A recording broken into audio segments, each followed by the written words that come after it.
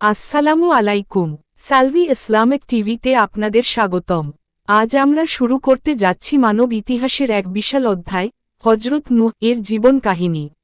আদম এর কয়েক প্রজন্ম পর পৃথিবীতে যখন শিরক ও পাপাচার ছড়িয়ে পড়েছিল, তখন মহান আল্লাহ তার বান্দাদের পথে ফেরাতে কাকে পাঠিয়েছিলেন? আর কেনই বা পুরো পৃথিবী পানিতে ডুবে গিয়েছিল? চলুন আজ তা বিস্তারিত জেনে নিই। পৃথিবীতে মূর্তিপূজার সূচনা। হজরত আদম এর পর কয়েকশো বছর মানুষ আল্লাহর একাত্মবাদের ওপরই ছিল। কিন্তু সময়ের সাথে সাথে শয়তান মানুষকে ধোঁকা দিতে শুরু করে। সেই সময়ে ওয়াদ, শুয়া, ইয়াগুস ও ইয়াউকের মতো কিছু নেককার লোক ছিলেন। তারা মারা যাওয়ার পর শয়তান মানুষকে কুপরামর্শ দিল যে তাদের স্মরণে মূর্তি বানিয়ে রাখতে। শুরুতে মানুষ শুধু সম্মান করত, কিন্তু পরের প্রজন্ম সেগুলাকে পূজা করতে শুরু করল। এভাবেই পৃথিবীতে মূর্তি পূজার সূচনা হয়। নূহ এর আগমন ও দাওয়াত।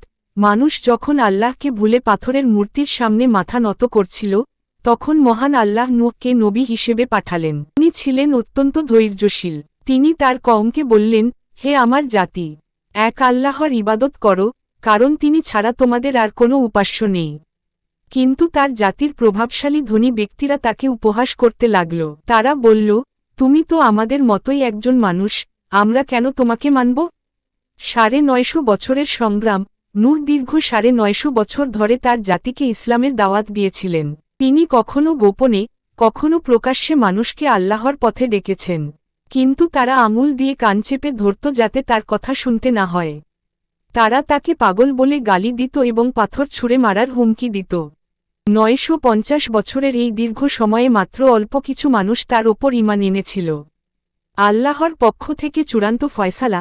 জাতির এই অবাধ্যতা ও একগুঁয়েমি দেখে নূহ আল্লাহর কাছে দোয়া করলেন, হে আমার পালনকর্তা, পৃথিবীতে কোনো কাফিরকে অবশিষ্ট রাখবেন না।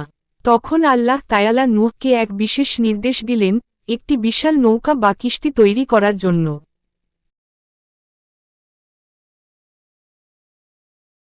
কারণ অতি শীঘ্রই এক ভয়াবহ তুফান আসতে চলেছে।